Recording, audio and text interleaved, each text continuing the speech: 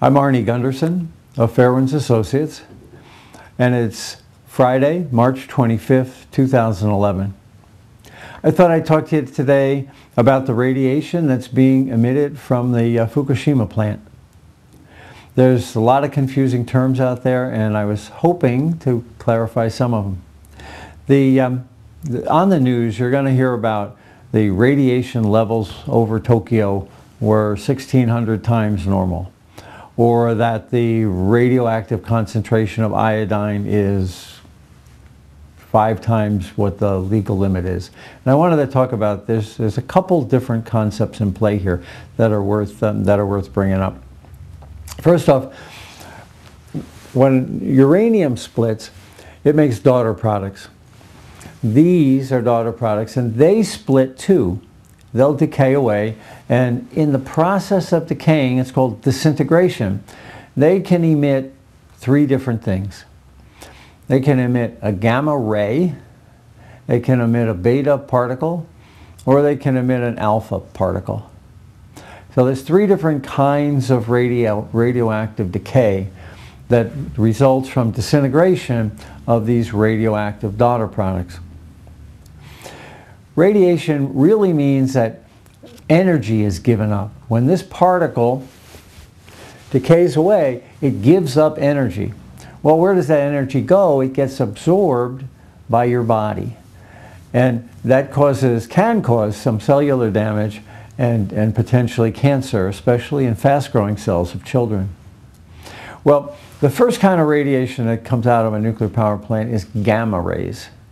And they're a high energy, like an X-ray, but even more powerful than an X-ray. And they're what's picked up on the dosimeters that you can see different news anchors using when they're out in the field. I brought my Geiger counter with me, and I can show you a little bit about what gamma rays really are. And this is a Geiger counter. It's an oldie but a goodie. And you'll see that the dial is reading about 600 disintegrations per minute here in Vermont. Now, that's not coming from Fukushima, that's coming from the sky, from solar radiation, it's coming from the ground, from radon gases, and other things. Now, those gamma rays are penetrating this metal shell, and inside here is a detector. Now, I brought my grandfather's old radium dialed watch, and I'll put it up against the detector, and you'll see the dial go up about 5, 6, 7 times normal background. That's because the radium in this watch is emitting gamma rays that penetrate that. This is why they don't make these watches anymore. People would fall asleep by their brain, and it's not a good thing. But that's an example of a gamma ray. Now, in the news, you'll be reading about over Tokyo, the radiation levels went up. And what that means is that a cloud of radioactive daughter products, usually xenon and krypton, will pass over Tokyo, and they'll create gamma rays. And that's what's usually being picked up on these personal dosimeters. Now, there's 2 other kinds of particles that cannot penetrate my detector, and those are beta particles and alpha particles. They get into your body by breathing, or by taste, or through a cut in the skin. And they're when these guys are all bundled up in their suits, that's what they're being protected from beta particles and alpha particles. Now, these particles cause cellular damage only when they're inside you. Iodine, for instance, is selectively absorbed by your thyroid and causes damage directly to the thyroid. If iodine is outside you, it won't really cause radiation damage. The same with cesium. Cesium is exactly like, is absorbed by muscle.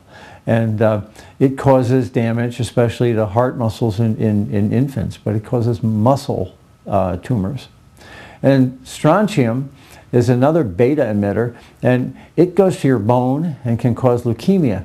Again, it's got through your skin, and it's right up against the marrow of your bone, which can cause a leukemia. And the last kind of radiation is an alpha particle. An alpha particle is the biggest and most massive of them all. And it usually comes from depleted uranium or from plutonium. And it's like a howitzer. It's really, really a powerful particle once it gets in your body. If you breathe in these alpha particles, if you breathe in the plutonium, when it decays away, it produces a cancer in your lung. And it's very, very damaging. 3 more things before we go today is how radiation is measured. Well, they measure it in something called becquerels, and that's a disintegration per second. 1 disintegration per second is a becquerel. So I'd prefer to call it disintegrations per second. Now you'll see field measurements as far away from Fukushima as 30 or 40 miles, where a piece of paper laid on the field that's a meter by a meter, 3 feet by 3 feet, will pick up 900,000 disintegrations per second of beta particles, or of beta emitting particles, or of alpha emitting particles, or gamma emitting particles. Now, they don't know what that particle is, but they know that the piece of paper has that much on it. That's a lot. You'll also, so a becquerel, when you see that, is a disintegration every second. The other term is a sievert. You'll see 1 millisievert. Well, that's an indication of cellular damage, but the term that I'm used to is a millirem. 1 millisievert is 100 millirem. And so basically it's just 100 times bigger than a millirem. It's a measure of personal exposure. And the last term is half-life. What does that mean? Iodine has a half-life of 8 days. That means in 8 days, half of it's gone. In 16 days, only a quarter of it is left. In 24 days, an eighth is left. So every 8 days, whatever's there, a half disappears. Cesium, on the other hand, has got a 30-year half-life. So you got to wait 30 years for half of it to be gone, 60 years for only a quarter of it to be left, and 90 years for it to be an eighth left. The general rule of thumb is 10 half-lives and it's all gone. So for iodine, in the next 80 days, it will all be gone. But the cesium and the strontium will hang around for 300 years. The worst one of all is plutonium, and if it's released from the fuel, there hasn't been any detected yet, but if it's released from the fuel, it has a half-life of 24,000 years, and so therefore it will hang around in the environment for 250,000 years. Well, that's it for today, and as I see more information on the web, I will try to post it. Thank you.